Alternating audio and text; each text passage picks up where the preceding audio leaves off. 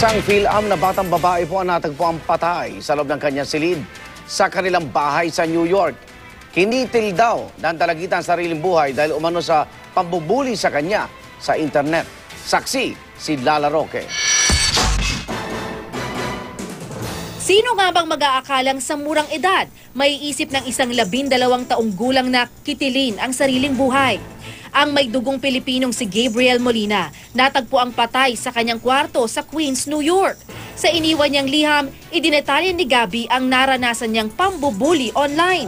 Bago nito, may nagpost daw sa YouTube ng video ng pag-aaway ni Gabby at ng isang kaklase na hindi agad napatanggal kahit inireklamo na ng pamilya Molina. Dahil cyberbullying ang isa sa mga posibleng dahilan ng pagpapakamatay ng dalagita, sinusuri na ng mga otoridad ang laman ng 2 computer sa bahay ng mga Molina.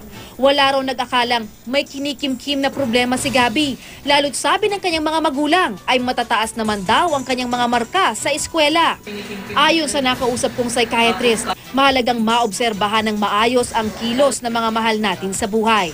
Hindi porke laging okay ang grades sa school, ay wala na siyang ibang problema. Halimbawa na di-depress siya, parang pwede niyang pagtakpan yun sa family. Mahalaga rin ang agarang aksyon sa depression, lalo na kung may kinalaman nito sa mga insidente ng bullying.